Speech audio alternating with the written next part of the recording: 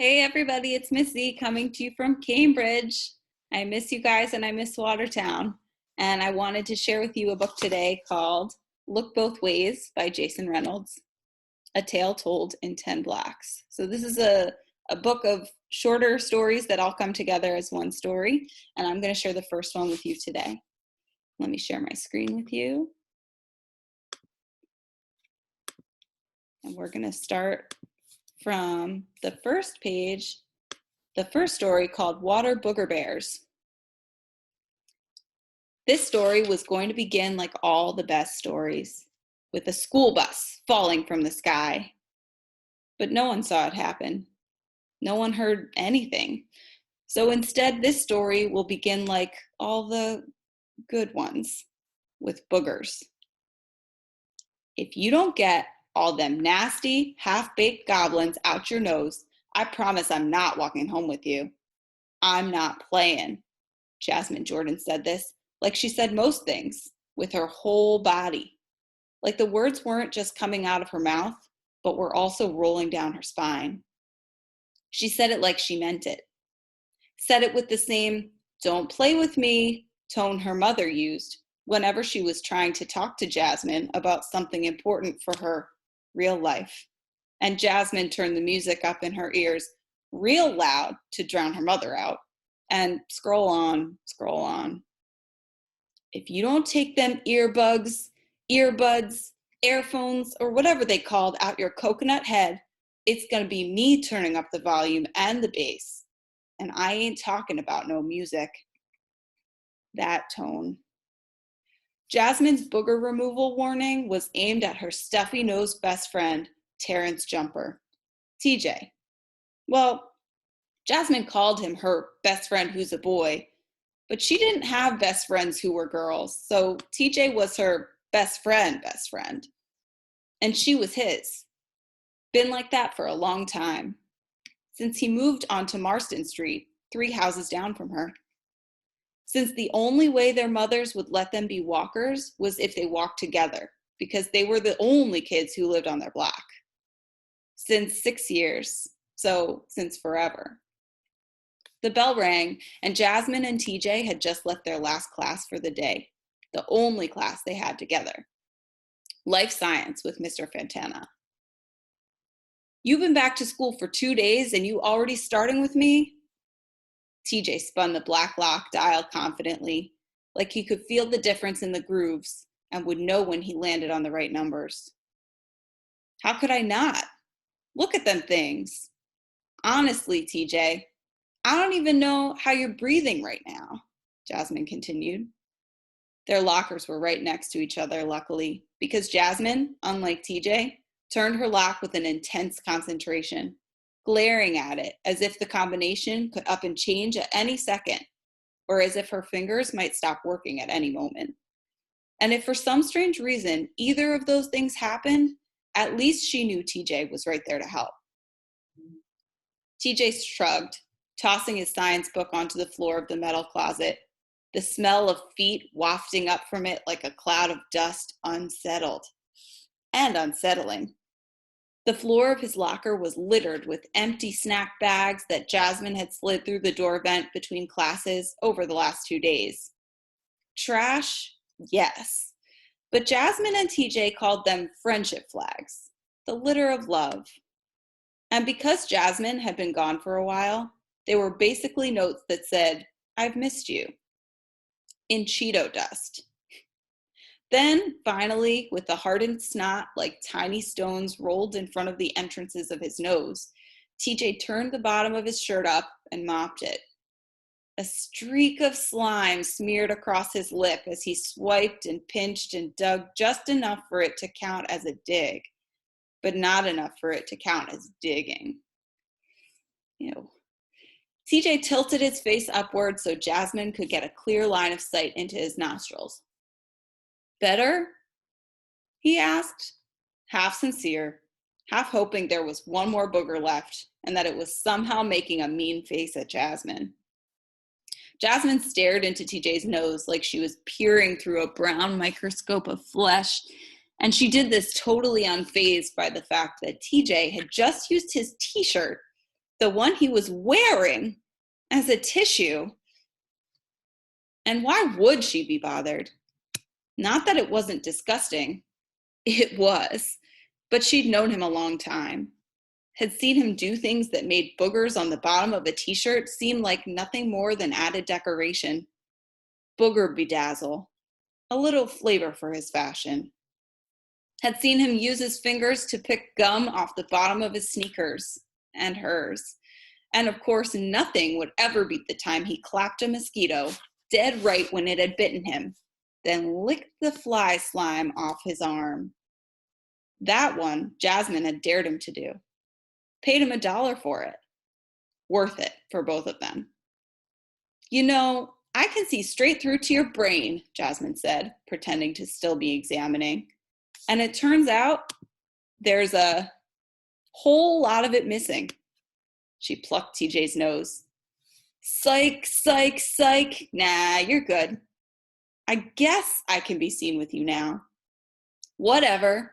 Locker slam. I mean, we all boogers anyway. You might be a booger. Locker slam. But me, I ain't no booger. That's what you think, TJ went on as they swapped backpacks. His was light. Jasmine's was packed with every class's textbook and all the world's notebooks. Makeup work. She could have carried it herself, but TJ was concerned about her back, about her muscles, because she was still recovering from the attack. They headed down the crowded corridor, noisy with sneaker squeaks and thick with end-of-day funk. See, I've been thinking about this. Boogers ain't nothing but water mixed with like dust and particles in the air and stuff like that.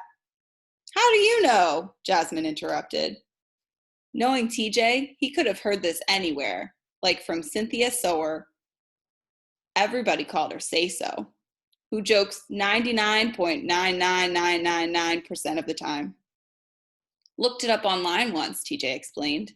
Was trying to figure out why they so salty. Wait.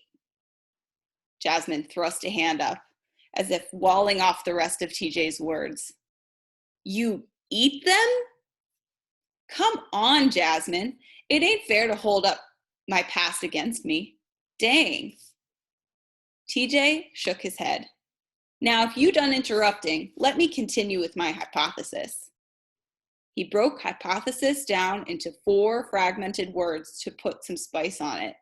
Hypothesis. So boogers are basically water and dust.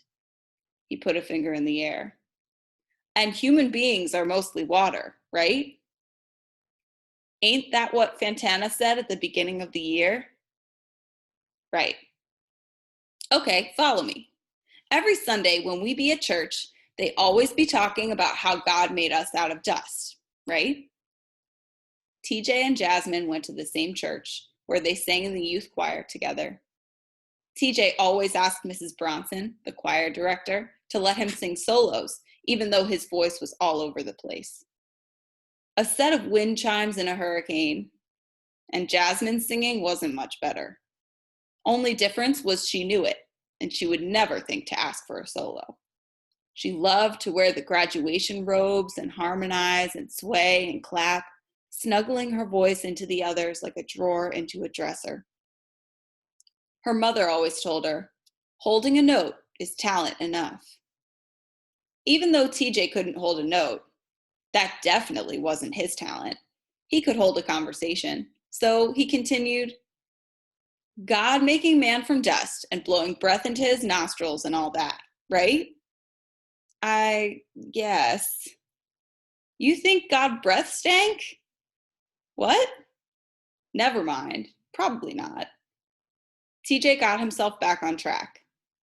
So if God made man from dust, and now for some reason man and woman, Jasmine tacked on, and woman consist of mostly water, then basically we water and dust, right? TJ was waving his hands around like he was drawing some grand equation on an invisible board. Jasmine didn't say nothing, and she didn't need to for TJ to bring his theory home. Which means, TJ concluded, and Jasmine could practically see the drum roll behind his eyes, we're all basically boogers. TJ wore satisfaction on his face like good lotion, and Jasmine wore confusion on hers like she'd been slapped with a gluey palm. Wrong, she clapped back. You ain't gotta believe me, TJ said, holding the door for Jasmine as they finally made it out of the building. Oh, I don't. You don't have to, TJ repeated. But that don't mean it ain't true. See, no matter what you think I be doing in school, I really be learning.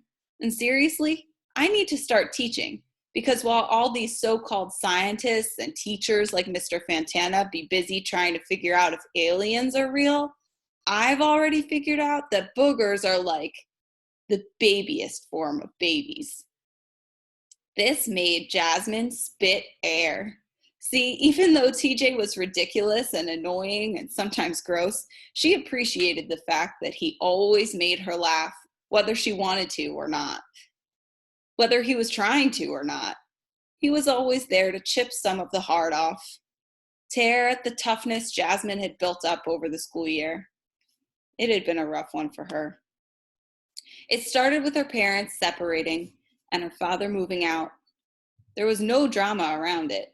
No fighting, nothing ugly, nothing like the movies. At least not that she knew of. Just a really uncomfortable conversation at the kitchen table with her folks looking at her like she was an exotic fish in a sandwich bag, darting back and forth while she squirmed in her seat as if her skin were too tight for her body. We love you very much. It's not your fault. Sometimes relationships change. Sometimes people are better apart. None of this is your fault. Your father and I love you very much. Your mother and I love you very much. Actually, that part was just like the movies, especially the ones about girls her age. The kitchen table conference, the follow-up knock knock on the bedroom door, the kid cussing at the dad, the mom saying, language, the weekend visits, the awkwardness of both parents asking if everything is all right, over and over and over and over and over again. And that was just the first quarter. That was before she had her worst attack. And not an attack by someone else. She didn't get jumped or nothing. Instead, her body attacked itself. Jasmine had a blood disease since birth, sickle cell anemia, which can affect almost every part of the body. Organs, joints, even vision. But for the most part, it hadn't given Jasmine any real problems. A little pain sometimes, but nothing too bad until this year when she went into full-on crisis and her body became ablaze. At least that's what it felt like. Her hands and feet swelled like plastic gloves full of water, heavy and tight, ready to burst. Her muscles felt like they'd become wood, and she imagined her bones were splintering and growing bones of their own. Jasmine was out sick for a month. Her locker unopened, the lock unturned. Her mom and dad, together and apart, weirdly hovering over her hospital bed like aliens from movies even cornier than teenage family dramas. Her parents' coldness thawed by the one and only TJ, who would show up, crack some jokes, break some ice, and leave some empty potato chip bags next to Jasmine's bed to add to the 30 he'd left in her locker. Friendship flags. And when Jasmine finally returned to Latimer Middle School 2 days ago, after being jumped with questions from classmates who'd almost never spoken to her before she got sick, people who looked at her sideways for being so close to TJ because boys and girls can't just be friends, Jasmine and the guidance counselor, Mrs. Lane, had to figure out how she was going to catch up on her work. Couldn't do it while she was laid up because she could barely move. It hurt to hold a pen, hurt to turn a page, which was how she knew she wasn't a booger. Couldn't have been a booger. She wasn't gooey enough.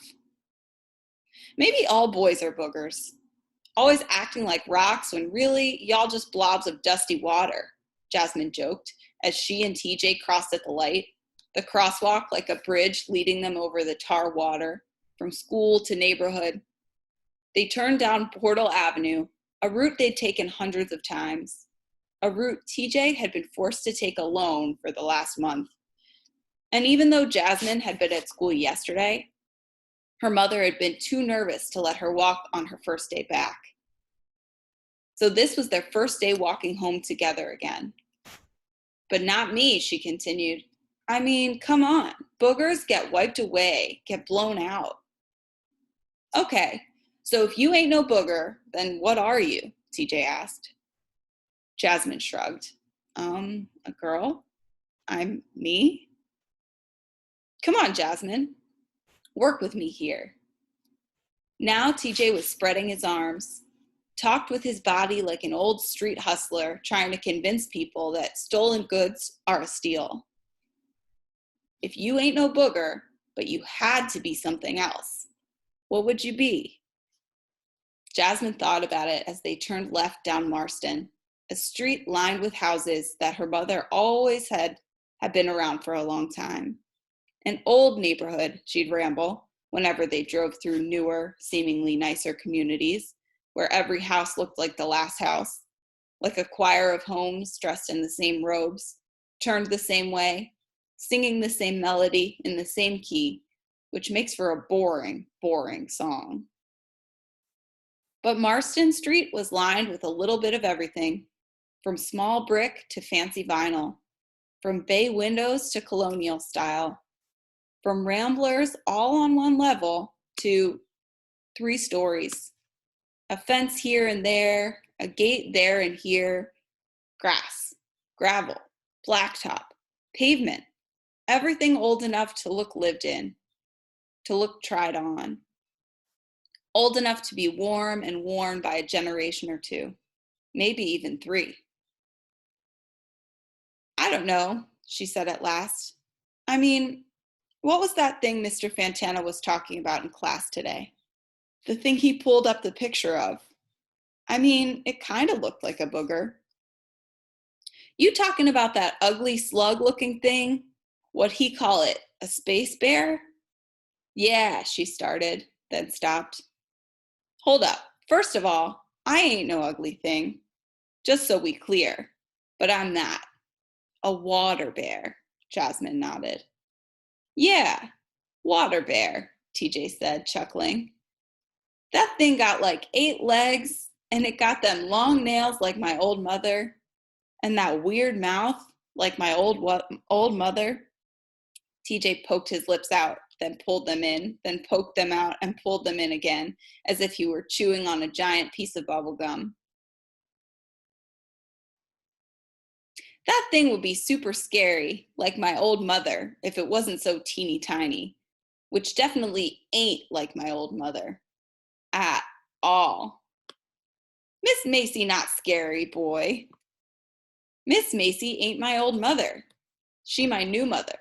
And my mother, I don't really know like that. Right. Jasmine tried to keep all the mothers organized in her head, a different equation on a different invisible board. But my old mother, TJ let the thought trail off, shuddering like something shot through his body. Just for a moment. A bad memory, maybe. Anyway, why would you want to be that thing? The water bear or whatever. Can't nobody even see it? At least we can see boogers. Because of what Mr. Fantana was saying about how scientists tested that little water bear thingy, and they found out it might be the toughest living thing in the world, in the universe maybe, said it could survive the hottest heat and the coldest cold, and the pressurest pressure.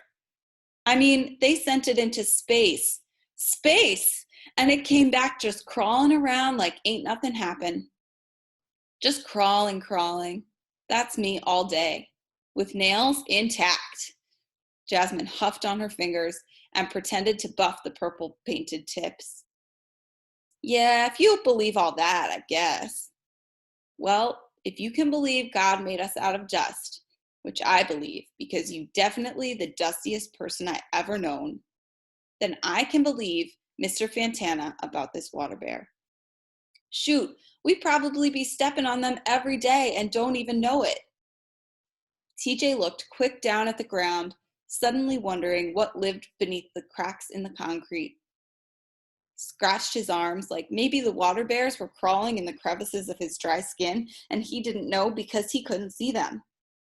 Jasmine watched him fidget. Huh, she'd never really witnessed him nervous. TJ wasn't afraid of boogers, dog poop, eating bugs, or anything like that, but maybe that's because he could see them. He could smash and smear and disappear them, but it dawned on her that he seemed freaked out dealing with the things that wouldn't smash or smear, the things already invisible living all around him, and maybe even on him, and there was nothing he could do about it. They got to TJ's house. No gate, no fence, a patch of dry grass. The house was small and wooden, like it had been built without machines. No bulldozers or anything like that. Just human hands and love and hammers and nails and more love. There was a hole in the screen door that had been there for years. TJ's foot had done that. He said sometimes his feet get mad and do things like kick or stomp or run. Don't blame him, he'd say.